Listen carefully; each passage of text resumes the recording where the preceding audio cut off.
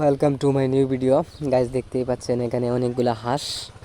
তো এই হাঁসগুলা গোসল করে এবং এখানে তাদের শরীরগুলা একদম পরিষ্কার রাখে। এই হাঁসগুলা খাবার খায়, শামুক ঝিনুক এগুলা ধরে। তো আজকে আমি আপনাদেরকে এই ভিডিওটি করার উদ্দেশ্য একটাই, গ্রামের প্রাকৃতিক পরিবেশটা দেখানোর। গ্রামে কী কী আছে এগুলো আপনারা দেখবেন। আমি ক্যামেরাটা ঘুরিয়ে ঘুরিয়ে আস্তে আস্তে আমি আপনাদেরকে দেখাবো। তো আপনারা অপেক্ষা করেন, ভিডিওগুলো রেডি করছি, প্রত্যেকটা ভিডিও আপনারা দেখবেন। তো আশা করি আপনাদের ভালো লাগবে, প্রত্যেকটি ভিডিও দেখার জন্য চেষ্টা করবেন।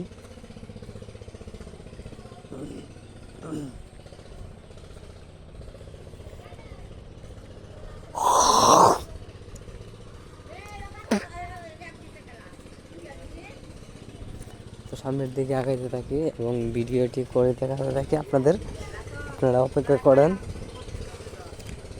পরবর্তী ভিডিওর জন্য অপেক্ষা করবেন। অবশ্যই আপনাদের ভালো লাগবে। তো ভিডিওটি করার উদ্দেশ্য হচ্ছে আপনারা গ্রামের প্রাকৃতিক পরিবেশটা দেখবেন, কেমন লাগবে তা কমেন্টে জানিয়ে দিন। তো আমাদের গ্রামটা কিন্তু অনেক সৌন্দর্যময় একটি গ্রাম, অনেকগুলো গাছগাছালি রয়েছে। এটা জমিনে ধান লাগানো হয়েছে, তো ওই দিক দিয়ে চাষ করা হচ্ছে। এটা হচ্ছে আমাদের রাস্তা।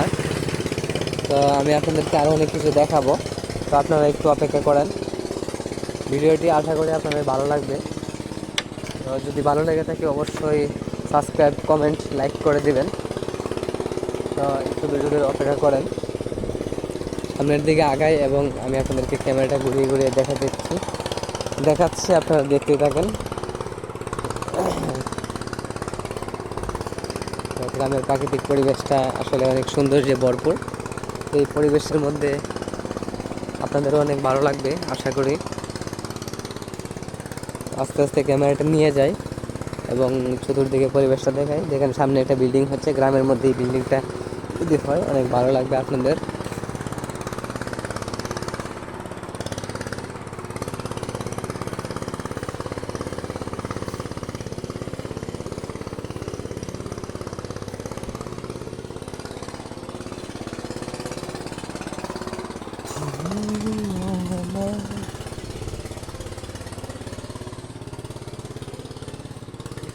বাড়ি